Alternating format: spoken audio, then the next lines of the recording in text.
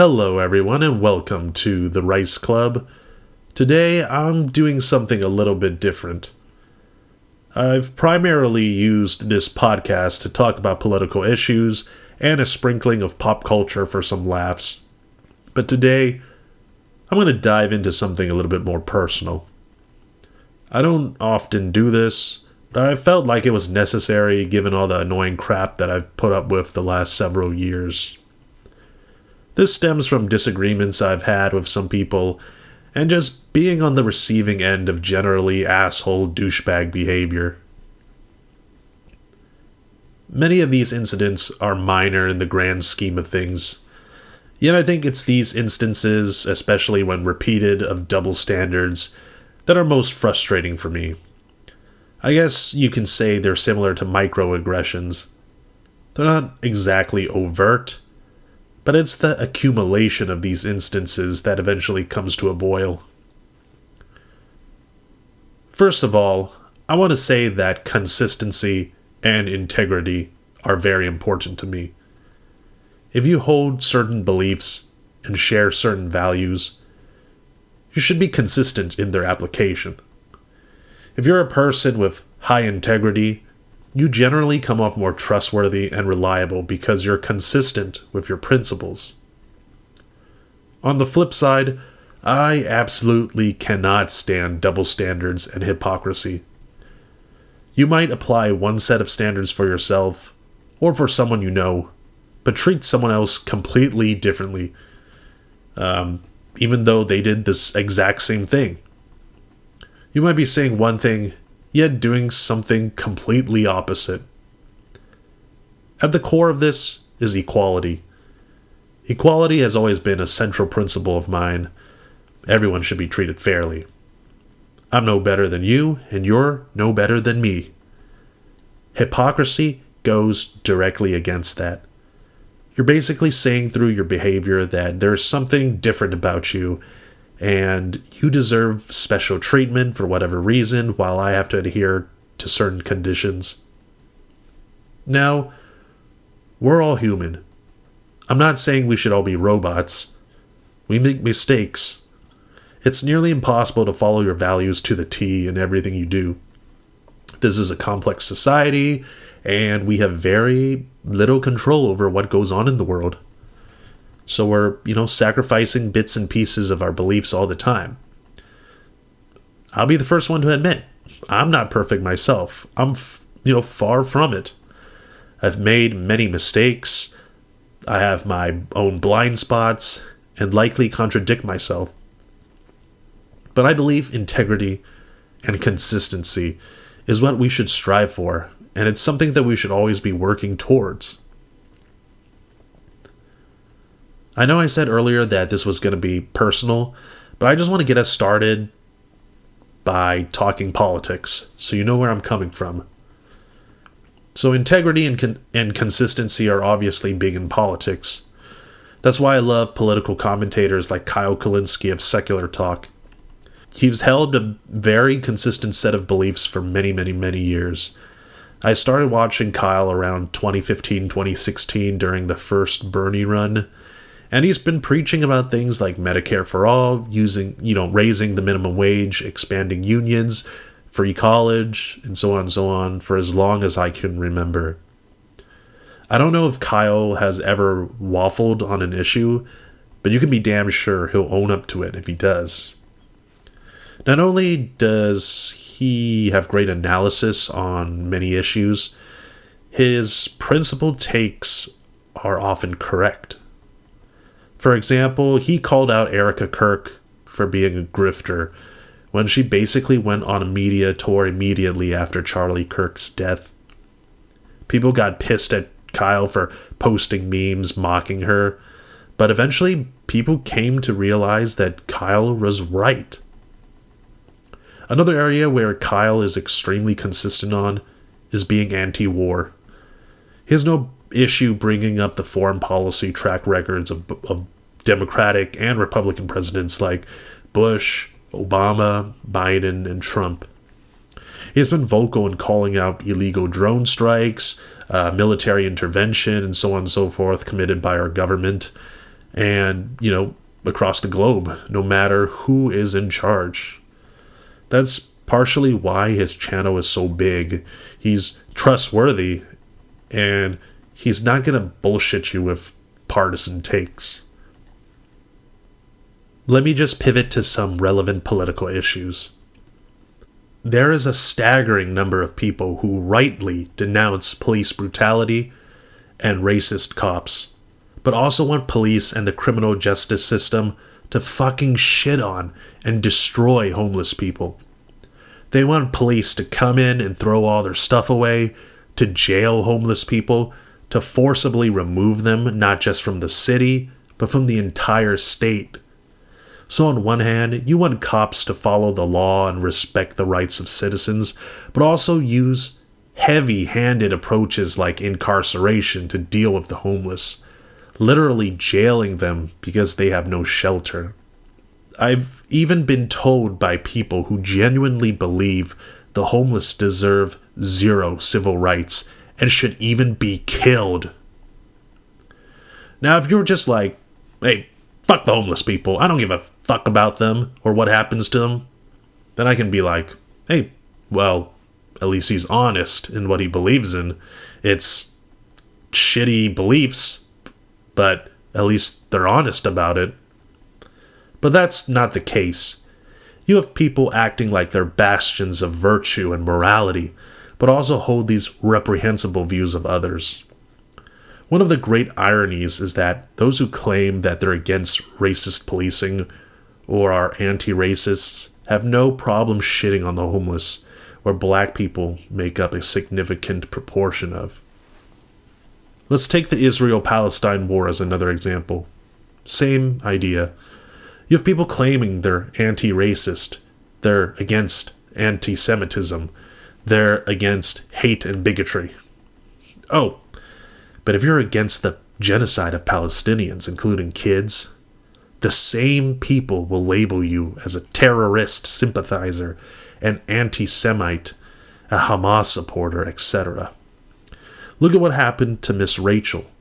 She literally makes content geared towards children, yet the New York Times decided to smear her as an anti-Semite because she doesn't want Palestinian children to get blown to pieces. I guess there's no such thing as Islamophobia. Speaking out against the Israeli government is somehow anti-Semitic, but genociding kids and women isn't Islamophobia? Got it. Now let's get to some personal examples of this. Some of this I found odd, but most of it has been pretty frustrating to experience and deal with. It's going to be a lot, so bear with me. I was very active for the last 4 to 5 years in a now defunct social group. One of its leading members or administrators was quite an interesting guy. I personally watched him give women lap dances out of the blue at a party. He would also walk up to random women and ask if they wanted to date him. Additionally, he would DM women he was romantically interested in on Facebook under the guise of admin duties or some ridiculous comment like how he wants to get his ass eaten. Now, I'm not a prude or the morality police. I really don't care what you do, as long as other people are fine with it. What bugs me is this dude's holier-than-thou behavior. This dude would make periodic Facebook announcements to the social group chastising, quote, creepy men, while playing the role of white knight, all with little self-reflection.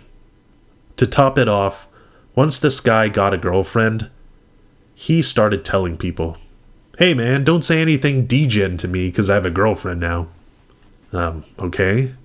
Just because you're in a position of influence or you're more popular than the next guy doesn't mean you're immune to, from being a weirdo or a creep. I witnessed these dynamics play out over the course of several years. If you're with the, quote, in-group, then your unscrupulous behavior is tolerated, even celebrated as part of your personality. However, if you're a rando or if you don't have any social backing, doing the same behavior would mean a swift kick from the group. While this happened with me on the sidelines, Some incidents were much more personal, affecting me and the people around me. In a completely different social group, we were expected to follow some dumb as fuck and insane rules, notably the use of reactions. If you don't know what those are, they're like emojis you can attach to someone's message indicating your thoughts on it. For example, Facebook reactions on a post or message. Thumbs up meaning you acknowledge it or you like the message. A heart means you love the content. A sad face means the content didn't make you feel happy. We had a couple guys, or maybe it was just one dude, go ballistic whenever he saw me react to a message. He would say some snarky and psychotic shit like, "Can't type haha," to me making a laugh react. Like, dude, come on. It's a fucking emoji. Why don't you complain to Facebook? I swear, this dude had an orgasm every time he did something douchey. This went on for at least a year. And you know how this rule died out? It's because the women of the group, specifically the partners of some people, started reacting. And this little dipshit was too much of a bitch to enforce his little dumbass rule on women. Why are there rules for me and not for thee? If you're gonna be an asshole, at least be an asshole to everyone. Double standards in speech policing are also aggravating. I'm generally against speech policing, at least philosophically, but that's something that's going to be different from group to group. If your group of friends, Discord server or social group aren't cool with certain things, then it's usually better to adhere to these norms for the sake of the group. What I am vehemently against is applying speech policing in an inconsistent manner. There's this one dude I know. I seldom talk to him, and we barely interact because we just don't have many shared interests. I've never done anything to him. Owe him money, dated his sister, nothing. You can see where this is going. Yet, he would make snarky comments to nearly every comment I make online. It was as if he went through my chat history and then just hit reply to every little thing. He would shit on how I said something, what I said, my mannerisms, every little detail. This is how ridiculous it was. He would complain about me saying good evening to my friends. I would even be scrutinized for using the quote reply function on Discord. He would treat all my comments, whether it be a benign comment or a joke or something inflammatory, as indicative of my personal and political beliefs. Personally, I hate when people speak for me without asking or just assume I have certain opinions without even getting to know me. The part that pisses me off is he wouldn't do any of this to his buddies. Like some people would say the exact same things I've said, make the same inappropriate jokes, or express controversial opinions, and he wouldn't bat an eye. Everything he gave me shit for, he let slide for others. To reiterate, you don't have to like the things I say or how I act. But if you're going to let things slide for others, but give me shit for what I do, to me, it makes you look like a douche. It makes you look like you're being an asshole on purpose, and it hurts your integrity and trustworthiness. I know I'm not the only one who's experienced this. I think a lot of people have been on the receiving end of rules that only seem to apply to them, or criticism that's conveniently selective. And that shit wears on you over time. Again, equality is so important to me. It's not just what I believe in politically, like Medicare for all, raising the minimum wage, taxing the wealthy, ending the wars, etc., etc. It's how I try to treat people around me. If I preached all these universal programs that help people, but am a douche myself, that would make me a hypocrite. That would make me totally inconsistent with my politics. So yeah, I hate it so much. I hate hypocrites. I hate double standards. I know this was a very long rant, but it feels nice to talk about this kind of stuff once in a while. Thank you for listening.